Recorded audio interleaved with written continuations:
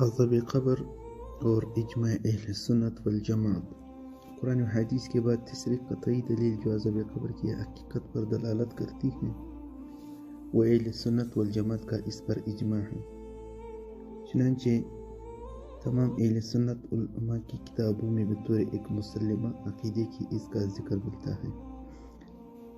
امام ابو حنیفہ رحمہ اللہ نے فقہ اکبر میں فرمایا کہ قبر کا تنگ ہونا حق ہے اور قبر کا عذاب حق ہے جو تمام کفار اور بعض مسلمانوں کو ہوگا۔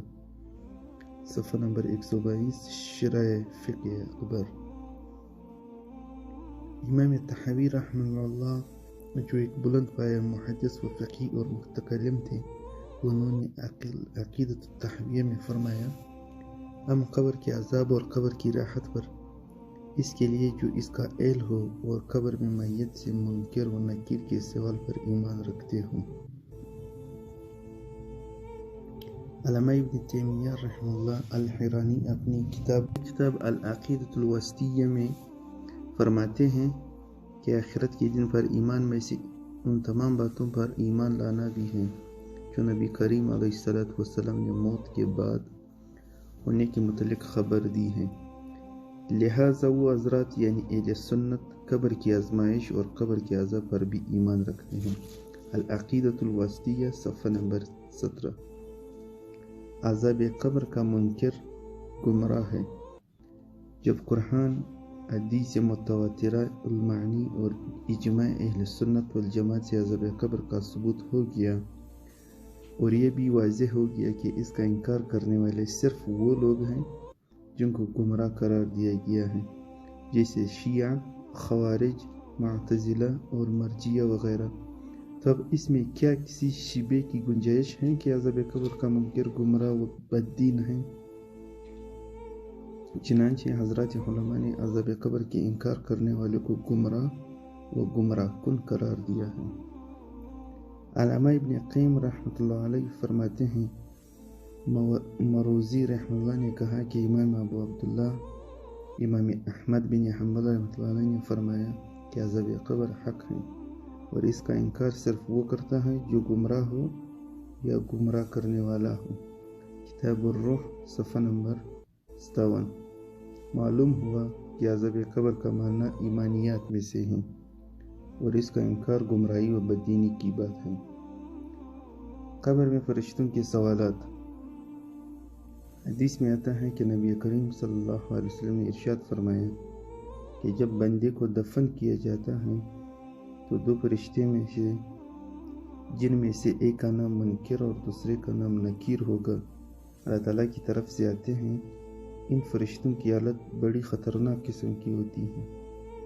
ان کی شکلیں اور صورت آدمی دیکھے تو گھبرا جائے۔ کالی رنگت اور آنکھیں نیلی، کس قدر ڈراؤنی شکل ہوگی۔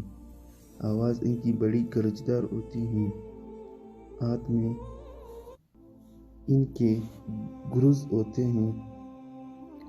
وہ ان کو لے کر آتے ہیں اور آدمی سے سوال کرتے ہیں۔ وہ سوال کیا ہوتا ہے؟ ما ربک، تیرا رب کون ہے؟ دوسرا سوال یہ ہوگا ما دینک، تیرا دین کیا ہے؟ اور تیسرا سوال یہ ہوگا من ھذا الرجل الذی بعث فیکم، یہ آدمی کون ہے جو تم میں بھیجا گیا تھا؟ ان کو پہچانتے بھی ہو یا نہیں؟ مومن اس کو صحیح جواب دے دے گا۔ فرشتے کہیں گے کہ ہم جانتے تھے تو ایسا ہی جواب دے گا۔ پھر آسمان سے ایک منادی آواز دے گا کہ میرے بندے نے سچ کہا، اس کے لیے جنت کا بچھونا لگا اور جنت کا اس کو لباس پہنا اور جنت کی جانب دروازہ کھول دو۔ نیز اس کے لیے تا حد نظر قبر کو وسیع کر دیا جائے گا۔